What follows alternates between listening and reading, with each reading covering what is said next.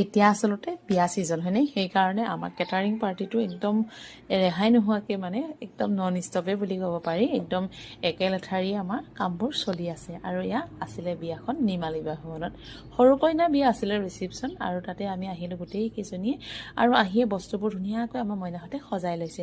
এয়া দেখিছেই নহয়, খুব ধুনীয়াকৈ বিলাহী, তিয়ঁহ, গাজৰ, নেমু টেঙা ইমান ধুনীয়াকৈ সজাইছে। আৰু কেতিয়াবা আমাৰ এই পৰিস্থিতিটো হয় গম পাইছেনে, আমাৰ তনুৱে ধুনীয়াকৈ পানীটো এনেকৈ লৈ লৈছে, কাৰণ মানে মতা মানুহ নিনিলে, ল'ৰা বা মতা মানুহ এজন নিনিলে আমাৰ এনেকুৱাই হয় পৰিস্থিতিটো, কেতিয়াবা এনেকৈ আমি নিজেই দাঙিব লগা হয়। আৰু বুফে ছিষ্টেমৰ যিহেতুকে পানীখিনি আমি ৰেডি কৰি থ'বই লাগিব প্ৰথমতে, সেয়েহে প্ৰথমতে আমি পানীখিনি ৰেডি কৰি লৈছোঁ। মইনাহঁতে মিঠাইবোৰ খুব ধুনীয়াকৈ সজাই লৈছে, এয়া দেখিছে নহয় গাজৰ হালৱা, আৰু এফালে আছে আৰু ফ্ৰুইটছৰ চাল, এইটো ফ্ৰুইটছৰ মানে ফ্ৰুইটছৰ লগত এইটো গাখীৰ দি পেলাই বনাই সেইটো দিছে। আৰু এনেকৈ গোটেইখিনি বস্তু আমি খুব ধুনীয়াকৈ সজাই লৈছোঁ গোটেইকেইজনীয়ে। তাৰপিছত আৰু আমাৰ ৰিচিপশ্যন আৰম্ভ হৈছে, দেখিছে নহয়। আৰু কেনেকুৱা লাগিছে এবাৰ কমেণ্ট কৰিবচোন দেই। সঁচাকৈ সেইদিনাখন খুব ভাল লাগিলে আমাৰ ৰিচিপশ্যনটো কৰি, আৰু এনেকৈ দিনটো আমি খুব সুন্দৰকৈ পাৰ কৰিলোঁ। আজিলৈ ভিডিঅ'টো এইখিনিতে ৰাখিছোঁ, বাই।